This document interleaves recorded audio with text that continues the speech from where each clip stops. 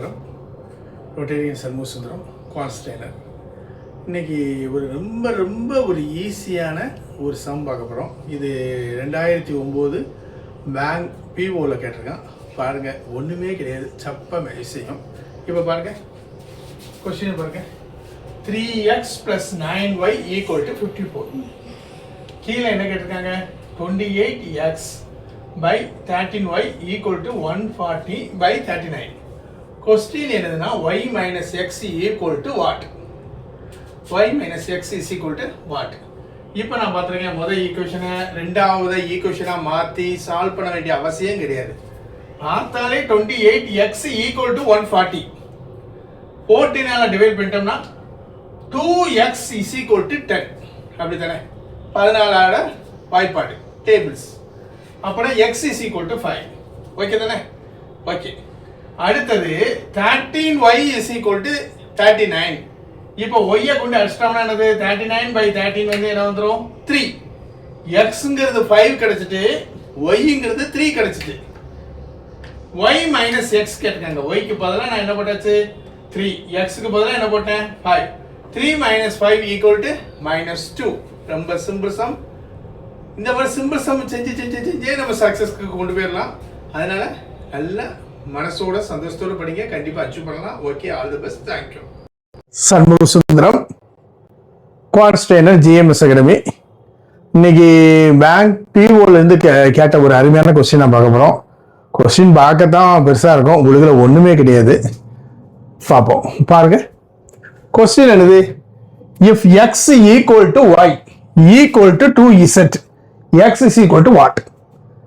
And x, y, z = 2, 5, 6. ஓகேவா? அதாவது என்னது? x இருக்கிற இடத்துல 2z போட்டுக்கலாம், y இருக்கிற இடத்துல 2z போட்டுக்கலாம். அந்த கண்டிஷன் கொடுத்துருக்கான். இது புரிஞ்சுட்டா கணக்கு. x க்கு பதிலாக 2z, y க்கு பதிலாக 2z, z க்கு பதிலாக z. எல்லாம் மல்டிபிள் பண்ணிட்டோம்னா என்னது? 2 2s are 4. z³ = 2, 5, 6. z³ = 4ஐயும் 2, 5, 6ஐயும் divide பண்ணிட்டோம்னா 64. z என்ன வந்துடும்? Cubic root 4. ஓகேவா?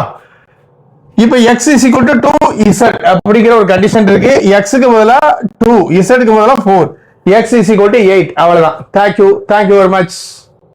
நமஸ்காரம். GMS academy. நேற்று கிருத்தியான ஒரு பொண்ணு வந்து சிம்பிள் இன்ட்ரெஸ்ட்டுக்கும் காம்பவுண்ட் இன்ட்ரெஸ்ட் 2 வருஷத்துக்கு உள்ள டிஃபரன்ஸ் எப்படி சார் கண்டுபிடிக்கணும்?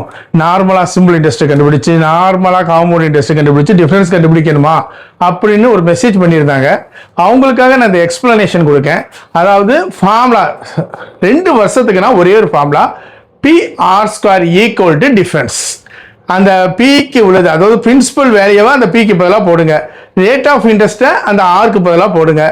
n 2 வருஷம்னா மட்டும்தான் இந்த ஃபார்முலா. r மட்டும் 2 மட்டும் போடணும். r 2 மட்டும் போடணும்னா என்ன செஞ்சிடணும்? உதாரணத்துக்கு 5% இருந்துச்சுன்னா 5/100 × 5/100. இப்போ நான் ஒரு கணக்கை எழுதியிருக்கேன். என்ன எழுதியிருக்கேன்னா, p வந்து 5000, n வந்து 2 years, r வந்து 10%. இந்த சம்மை நம்ம செய்யணும். இப்போ யாராச்சும் ஸ்டூடெண்ட்ஸ் ட்ரை பண்ணலாமா? சிதம்பரம், நீங்க வாங்களா, வந்து செய்யுங்க பார்ப்போம்.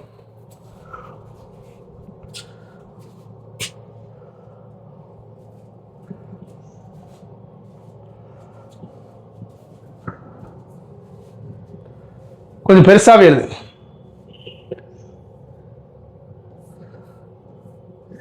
என்ன எழுதியிருக்காப்புல? PR² 5000, ஆருக்கு பதிலாக 10/100 எழுதியிருக்காப்புல. மறுபடியும் இன்னொரு 10/100 கட் பண்ண போறாப்புல.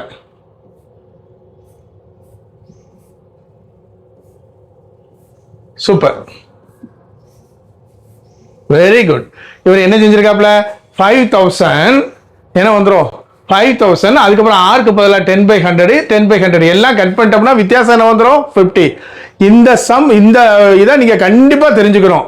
ஏன்னா சில கணக்கில் என்ன கொடுத்துருவான்? டிஃபரன்ஸ் கொடுத்துருவான், ஆர் கொடுத்துருவான், பி கேட்பான். இல்லைன்னா டிஃபரன்ஸ் கொடுத்துருவான், பி கொடுப்பான், ஆர் கேட்பான்.